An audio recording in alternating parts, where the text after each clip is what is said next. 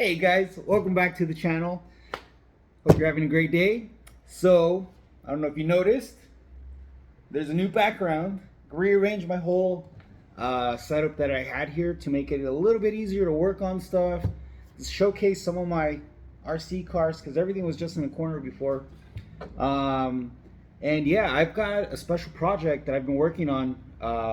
This one's not mine. This is for a buddy that I met from buying and trading RC parts, and he has this guy right here. Do you guys know what this is? Yeah, it's the Nikko Scorpion. This particular car is the MK1 version, which means that it comes with a 540 brush motor inside of it, which is pretty interesting. The car so far,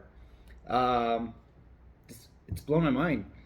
It's almost the Hobbygrade.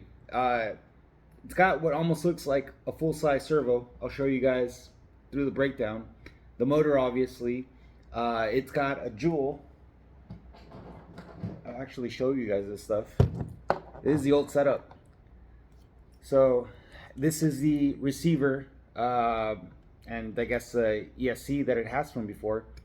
But yeah, it has a jewel for the receiver. There's the old servo and the old 540 motor, which to me, this is just like, wow.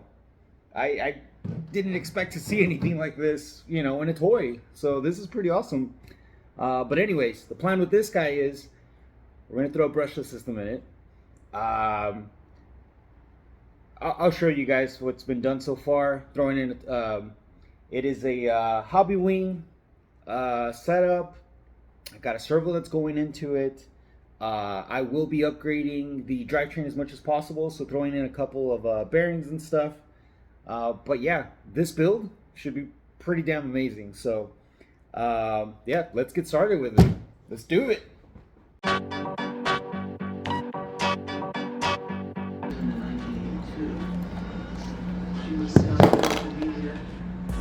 Holy crap.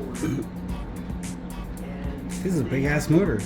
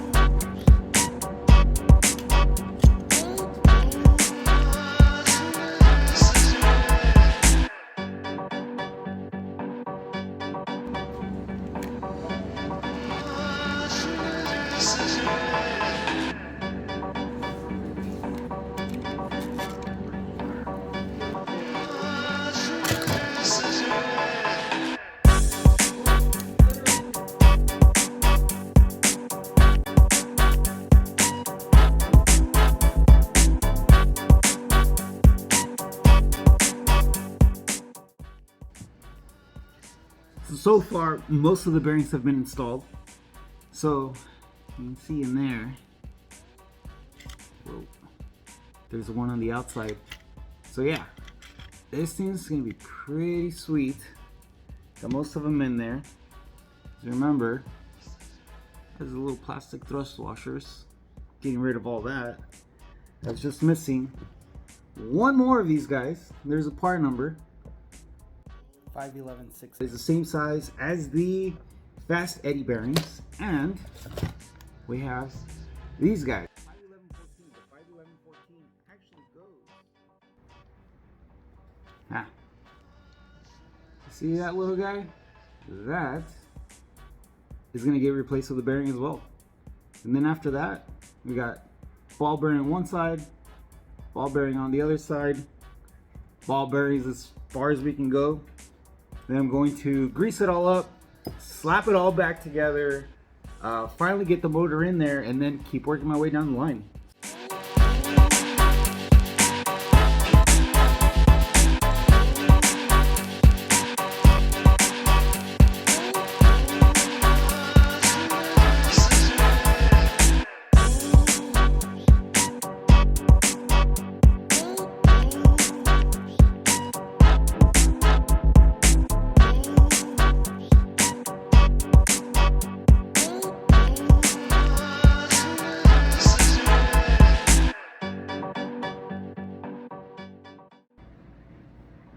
There it is, guys.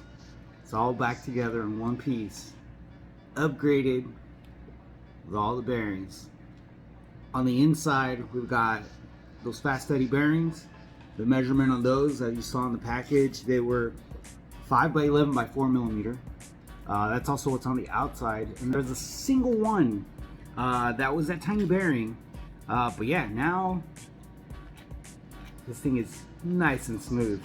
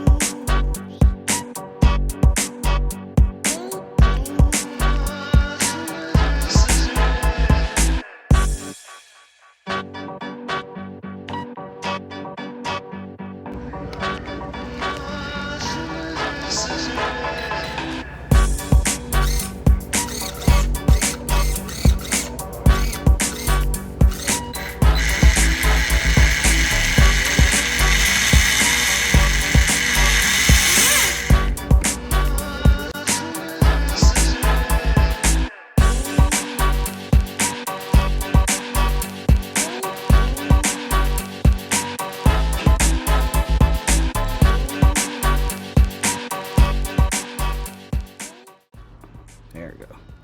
Haha. It's off. To the side. And you, my friend,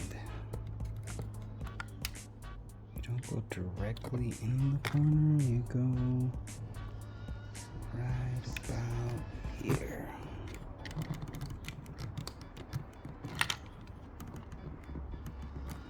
Oof. Oh, I love it. I love it.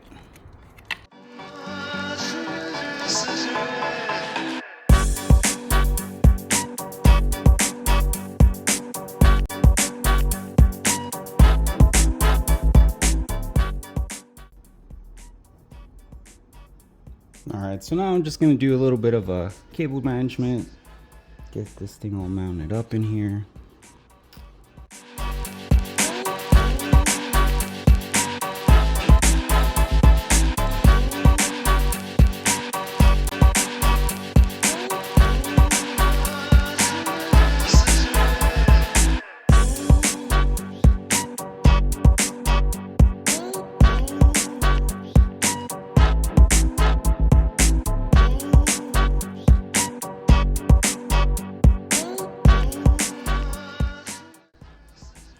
So top half of the chassis is on, and remember the switch already fit into it, but we got to trim out the inside of the chassis, which is the bottom half, so that now the switch can actually slide in there the way it's supposed to. So with the body on, doesn't look like too much, maybe just the inside. Yeah, I don't want to do it with the body on though. I might trim out a little bit too much and then hate myself. Trying to do this as clean as possible. Alright, so here is the area, the inside of the towers right here. Just this inside. That's what we're going to cut out. Just trim it out.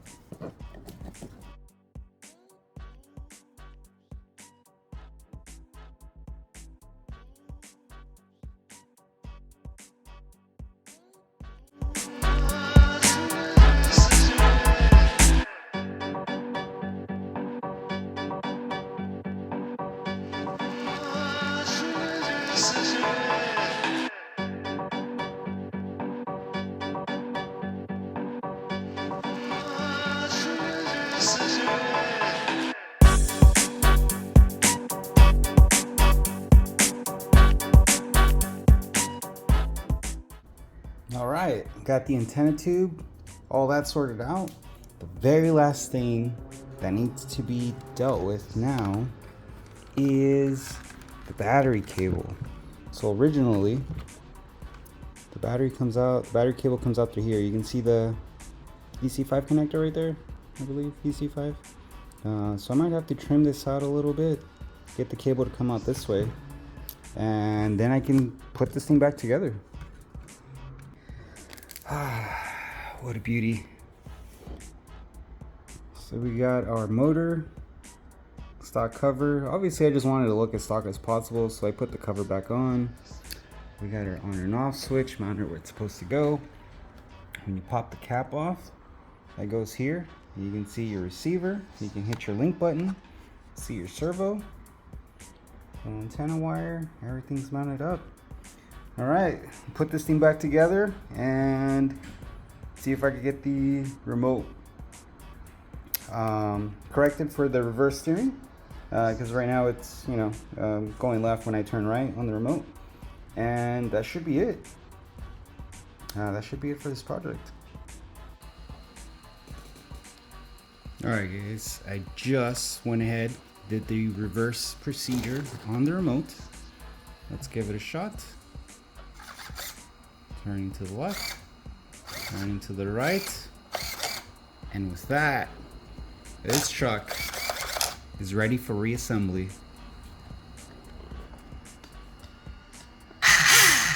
Oh yeah.